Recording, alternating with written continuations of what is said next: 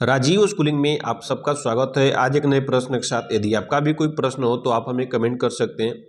प्रश्न में दिया है कि एक कार किसी कगार से गिरकर, कोई एक कार है जो किसी कगार से गिरकर 0.5 सेकंड में धरती पर आ जाता है।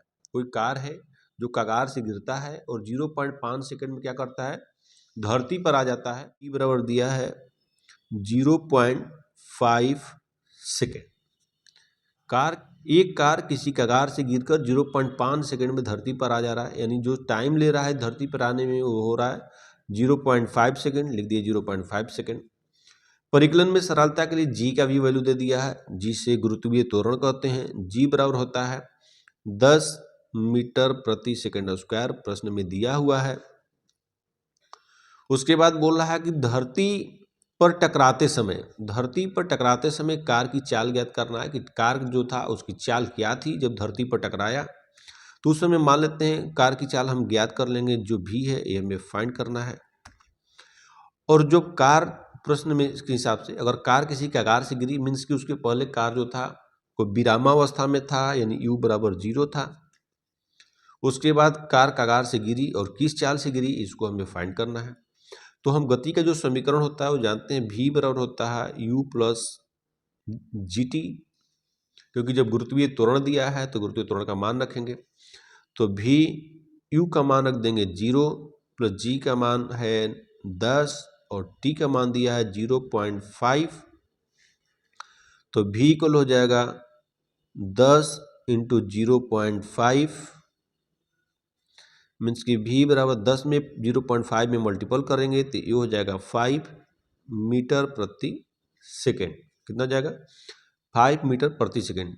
तो प्रश्न क्या बोल रहा था कि धरती पर टकराते समय कार की चाल क्या थी। तो धरती पर टकराते समय जो कार का चाल था वो 5 मीटर प्रति सेकेंड। 0.5 सेकेंड के दौरान उसकी औसत चाल क्या होगा। तो हम जानते हैं कार की औसत चाल जो हो गया, किसी भी वस्तु का औसत चाल निकाला जाता है तो औसत चाल बराबर होता है क्या, वस्तु की प्रारंभिक वेग प्लस अंतिम वेग अपन में 2।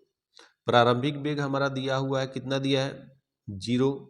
अंतिम वेग हमने फाइंड किया 5 अपन में 2। कितनी ऊंचाई पर था इसको ज्ञात करना है, यानी कगार की ऊंचाई ज्ञात करने की मीन्स तो h बराबर फाइंड करना है, h बराबर वाट। तो h बराबर समीकरण होता है u t plus half g t square. तो सबका मान रख देंगे, एच का ज्ञात करना into t square plus 1/2 into g का मान प्रश्न में दिया था 10 मीटर प्रति सेकेंड और टी का मान आपका दिया हुआ है 0.5 इंटू 0.5। ये हम लोग का पहले दिया हुआ है जो टाइम था प्रश्न में। तो इन सबका सॉल्व करिए तो एच बराबर आपका फाइंड हो जाएगा, एच इक्वल हो जाएगा, इसका वैल्यू हो जाएगा 0 प्लस 1/2 इंटू 10। 0.5 में 0.5 का मल्टीपल करेंगे तो हो जाएगा 0.25।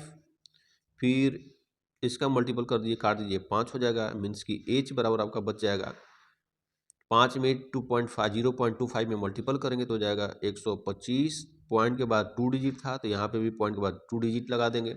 मीन्स कि h बराबर हो जाएगा आपका 1.25। h एक दूरी है तो इसका सही मात्रा क्या हो जाएगा, मीटर हो जाएगा।